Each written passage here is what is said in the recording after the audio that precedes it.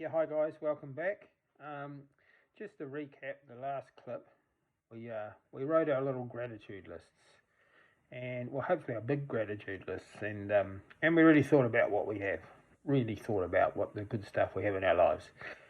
We put down some people that are our support, good people we've got around us, and particularly at least that one person that's your rock, that one person that wants the best for you. Genuinely, you feel wants the best for you. That's going to lift you up. And you've told them that you're going to be that person. You've called them and you've said that you want them to be that person for you, and that you've identified them, which they're going to be feeling pretty good about. And you've also offered to be that for them. So that's good. Hopefully you're feeling good. And so I told you that the three things were: what do I have to be grateful for? Who do I love and who loves me? And what more can I do to make my life better? Because remember, those are the three things that got me out of depression and after my brain tumor. And what more can I do to make my life better was really the key, which we're going to get to, because I told you we're going to talk about it this time, but I lied. We're actually going to talk about belief. Now, these clips aren't just about getting through lockdown, obviously, and it's all about resilience and embracing change and all that stuff we need in our lives, and we have to go through in our lives. And so it's not just about getting through lockdown. And belief is a really big part of it, and I'm an expert in belief. Mainly because I spent most of my life without any, and still have to work at it every day, as a lot of us do.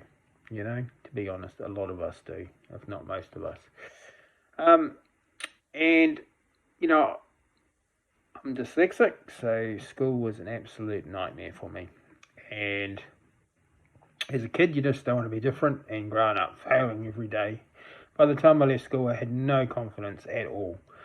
And ended up doing all right, but doing all right and feeling all right are two different things, and so I achieved some things, but always felt well out of my comfort zone and never could relax. When I became a rugby player, I used to lock myself in the toilets after rugby games if it was mentioned that I had to speak at the media or an after match function, and to speak up in a team environment, I just didn't do it. It's funny, I got quite a big award, and they called it the Quiet Achievers Award one year. And I'm actually quite happy with that. I don't mind being the quiet achiever, but that really held me back in my life. A lot of the challenges that I've had since my surgery, and around that time, probably weren't as big as that challenge was, because I let it be.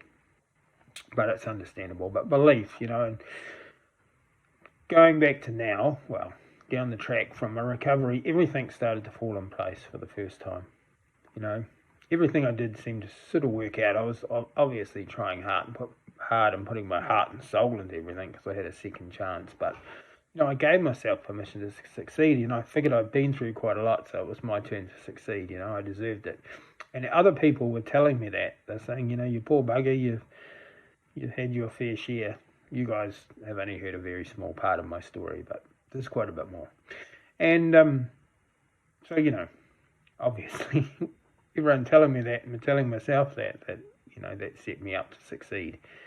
And I guess the message is, and I try to get it across in my talks, is that you don't have to go through something bad to give yourself permission to succeed.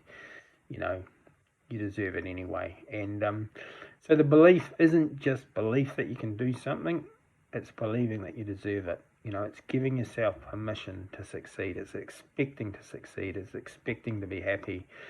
A lot of us, we go through life and we start to feel good.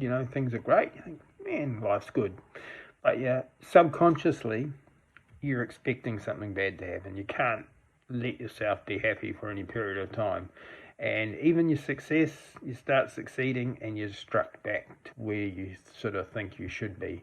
And it's really hard to change that. It is really, really hard to change that. And they, maybe a counsellor will tell you can do it with years of work and brainwashing, but I don't know. It's pretty embedded from childhood for most people. But you can override it, and that does involve work, but so what? So one of the things I do is I tell myself every day that I'm an outstanding person and that I deserve success. That's just my little thing. I'm an outstanding person and I deserve success. I have another stupid little thing which I do with my fingers when I tell myself that, and that gets me in the zone.